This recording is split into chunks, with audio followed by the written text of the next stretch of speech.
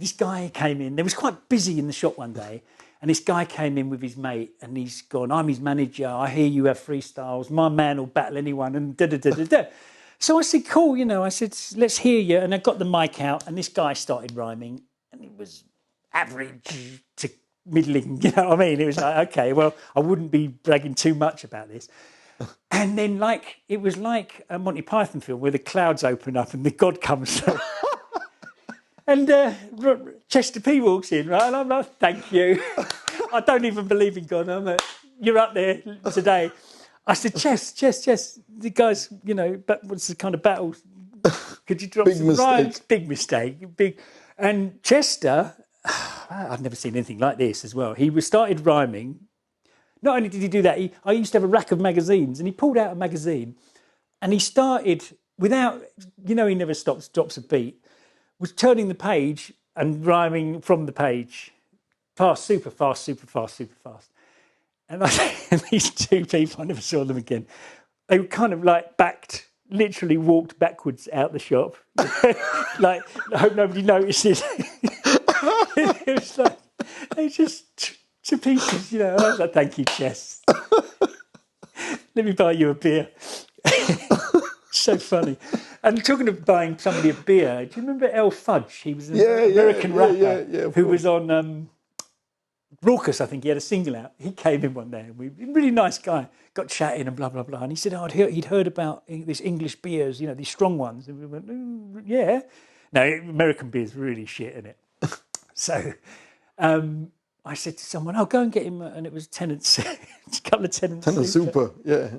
And honestly, about an hour later, we watched him walk out the shop, like hitting the door frame, hit the door frame. I was like, oh, really, we should really see the guy home. But he was the one, he was going, no, let me try this strong beer. I think we got quite drunk with the beat nuts. And the woman from the record, we ended up in the basement after the shop had closed with the beat nuts and they were playing that night. And the record company lady turned up and she's like, having to drag them away. You're not smoking weed now. You're not smoking weed. You've got a gig to do tonight. So we had some funny times. I have to ask this. So how much work did you guys actually do? Because it sounds like you were just there having fun. Well, it was,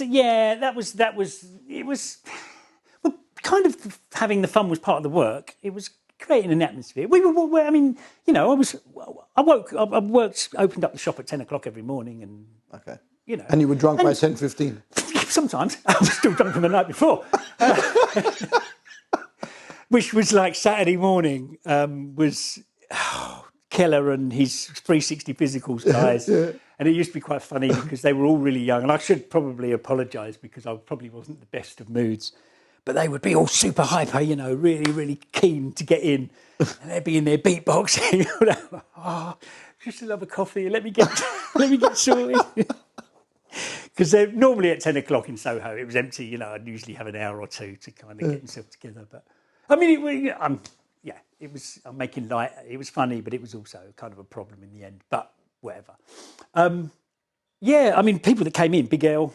Well, that was an OC sign. That day was incredible. We had OC doing an in-store signing for the album Jewels, and he walked in with Big L. We were like, whoa, that's a nice touch.